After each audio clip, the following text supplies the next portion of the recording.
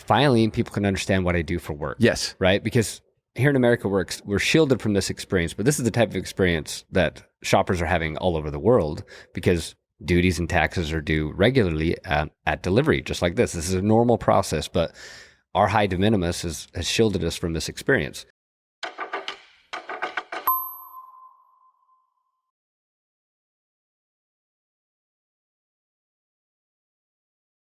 Hey, welcome to another episode of the Decoding Cross-Border Ecommerce podcast. This is our fourth this week, Aaron, and there's still more to go over because now we're actually seeing duties and taxes come in. And yesterday, you and I paid a duty bill. We did, and you made a great post about it on social media. Hey, I did. You know what? I actually got some followers out there from that thing. First off, LinkedIn was absurd, which isn't my favorite place to post to, but I cannot. I can't connect with all the people that are, it's like I'm just accept because I can't vet these people. And I also did one on Twitter or X, Here's the cool thing about all this. We had, Trump did this in 2018. We've had tariffs changing all the time, right? For decades and decades and decades, tariffs change all the time. But as Americans, especially since the de minimis has been $800, it's all indirect, just noise, theoretical stuff. We don't really feel the ins and outs of the changes as they're happening or anything. It's just kind of like, yeah, someone said tariffs change. Maybe we're worried that there might be prices increasing at a store, but we can't make a direct correlation between the two. But this one's different. Hey, this time we get to do different. That. Hey, but on that post, right? So on X, on my follower count went from like 400 to like 500, Aaron. So, but I could have got up into the tens of followers if I'd posted something. You could have, and you still need to follow me on there, I think. But Ryan Peterson, the CEO of Flexport, is now following me. That's big time. Now, let me tell you why that's big time, Aaron. About 8 years ago, I was at a SaaStr event in California, and Ryan was talking. It was awesome. So he gave a really good speech. And I'm like, I am going to meet him, right? So as soon as it's over, I like literally sprint towards the stage.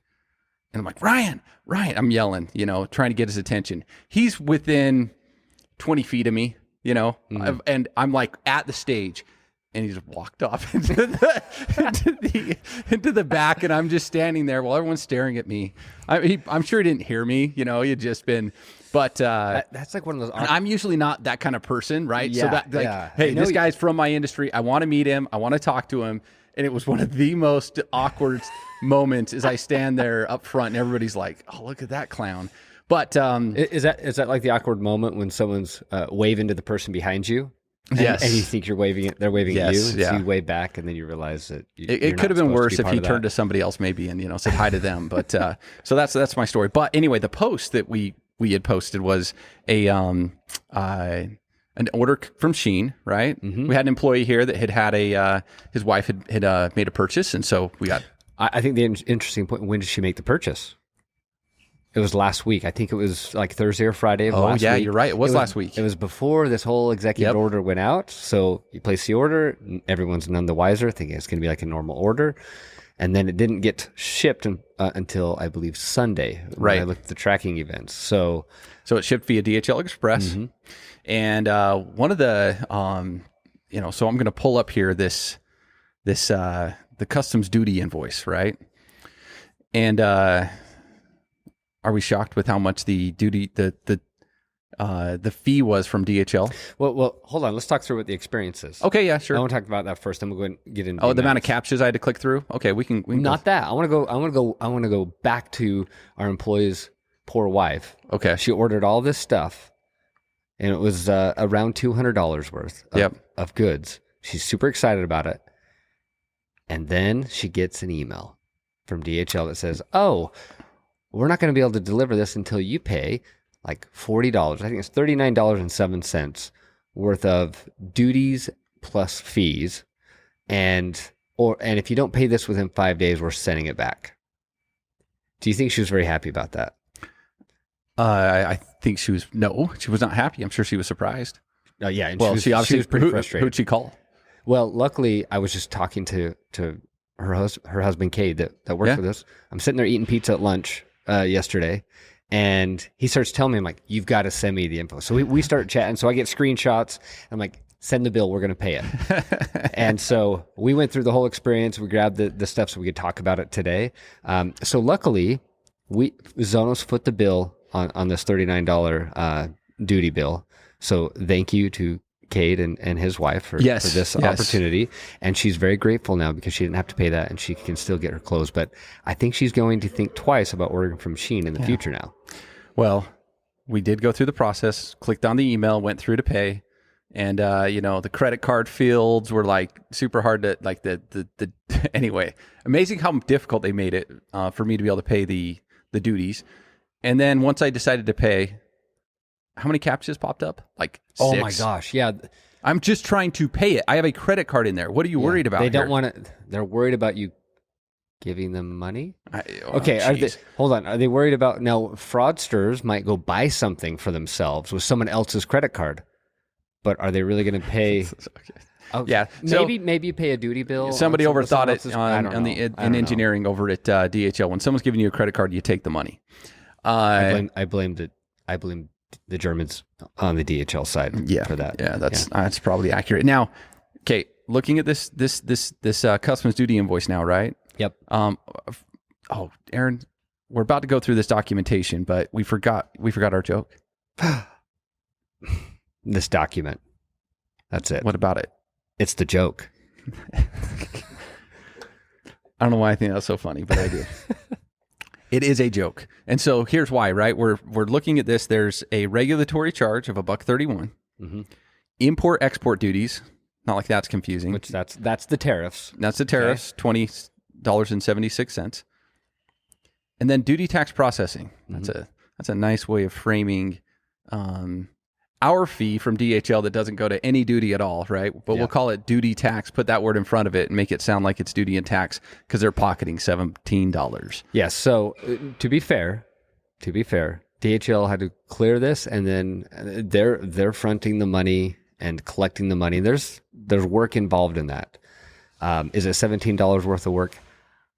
That's up for debate. But that's, and it's not just DHL. I mean, actually, everybody, UPS to Canada is more absurd than this, right? Canadians get super upset because that can get into the $40+ range just for their fee. Exactly. Here's why they can do this, and I don't want to go too much off topic because we're going to go into this document, but they can do it because they have in their possession a package that's holding two parties hostage. Right? Mm-hmm. The shipper in the other country, right? Because they don't want that package to get abandoned. And then you have the importer on the other side that paid for this package, right? Poor Kate's wife pays for this package and they say, you have 5 days to pay this. And they're not going to upset a DHL shipper much, right? Like, because it was Shein's fault for sending it duties and taxes unpaid. And then they just go to that person on the, what do they care if, Kate's wife isn't thrilled with their $17 fee. So they do it because they can get away with it. Yeah, and if I go back to your post from yesterday, it was basically finally people can understand what I do for work. Yes, right. Because here in America, we're shielded from this experience, but this is the type of experience that shoppers are having all over the world because duties and taxes are due regularly at delivery, just like this. This is a normal process, but our high de minimis has shielded us from this experience. So what do we do now? If you think of Cade's wife, she made the purchase and she thought she was done. Uh-huh. But she really wasn't, was she? No. So then she gets this bill from DHL. Is like, what?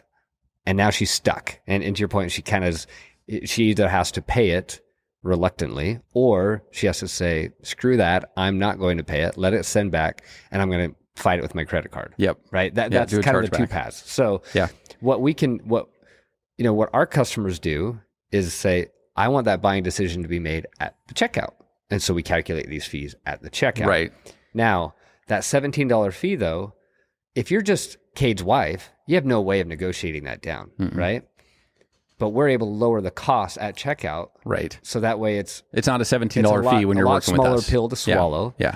And then the buying experience from there is you make the decision at the time of checkout and then you're done. And the package delivers like it's shipping domestically. So So That's what you do for a living, Clint. well, it is.